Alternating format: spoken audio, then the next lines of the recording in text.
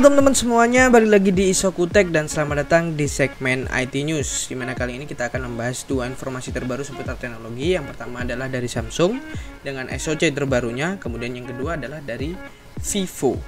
Yap. Oke, langsung saja kita bahas informasi yang pertama, yaitu dari Samsung. Samsung mengeluarkan atau mengumumkan atau merilis SoC atau prosesor terbaru untuk smartphone seri mid-range, yaitu Exynos 880. Dimana Exynos 880 ini katanya itu sudah support dengan 5G, teman-teman. Jadi SoC yang support dengan 5G ini bukan hanya SoC yang flagship. Ternyata Samsung dengan mengeluarkan Exynos 880 ini, dia membuktikan bahwasanya SoC mid-range, kelas-kelas menengah, itu ternyata bisa support dengan 5G.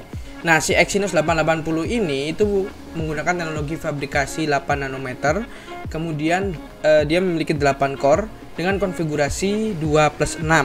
Nah, 2+6 di sini, 2 core itu menggunakan Cortex A77 yang berjalan di 2,0 GHz. Kemudian 6 buah core yang lainnya itu menggunakan Cortex A55 yang berjalan di 1,8 GHz.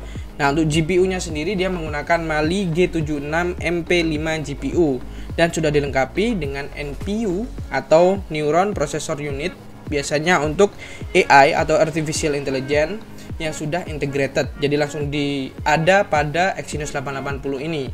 Kemudian untuk layarnya sendiri, si Exynos 880 ini support sampai resolusi 2520 x 1080 dan RAM-nya support LPDDR4X. Untuk ranah kameranya sendiri, Exynos 880 ini support 3 sensor secara bersamaan atau 5 sensor secara individual. Jadi di sini Exynos 880 bisa 64 megapiksel single kamera atau 20 plus 20 megapiksel dual kamera, seperti itu. Nah, untuk perekaman videonya support hingga 4K 30 fps yang sudah support HEVC, kemudian H264 dan juga VP9. Nah, berbicara mengenai 5G-nya, 5G di Exynos 880 ini menggunakan 5G NR sub 6 GHz yang memiliki download speednya itu sampai 2,55 GB per second atau uploadnya itu sampai 1,28 GB per second. Jadi kebayangan seperti apa kecepatan nanti si 5G dari Exynos 880 ini. Seperti yang saya katakan di awal, bahwasanya si Exynos 880 ini bukan diperuntukkan untuk kelas flagship, karena di kelas flagshipnya nanti bakalan ada Exynos 992 kalau nggak salah, itu juga sudah support 5G. Dan untuk si Exynos 880 ini ternyata sudah ada yang menggunakan, yang make, produsen smartphone yang sudah make si Exynos 880 ini. Siapa yang make? Nah, ini berkaitan dengan berita yang kedua atau informasi yang kedua, yaitu dari Vivo.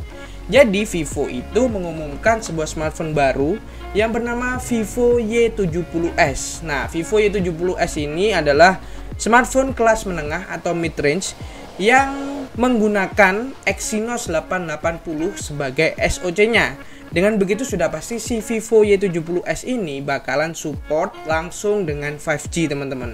Nah, si Vivo Y70s ini dia memiliki layar 6,53 inci menggunakan panel IPS dan resolusi Full HD+.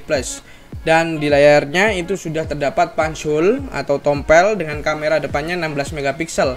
Sedangkan untuk kamera belakangnya itu menggunakan konfigurasi 48 megapiksel sebagai lensa utamanya, ultra wide 8 megapiksel dan juga sensor depth atau depth sensor itu 2 megapiksel, seperti itu. Datang dengan dua konfigurasi RAM dan juga internal, yaitu ada yang menggunakan 6 GB RAM-nya dengan penyimpanan 128 dan ada yang menggunakan RAM 8 GB dengan penyimpanan internal 128 GB juga. Untuk baterainya sendiri, Vivo Y70s ini dibekali dengan baterai 4500 mAh dengan 18 watt fast charging. Jadi nggak perlu khawatir pengisian dari si Vivo Y70s ini bakal lama untuk baterainya. Sudah menggunakan Android 10 dengan FunTouch OS miliknya Vivo 10.0.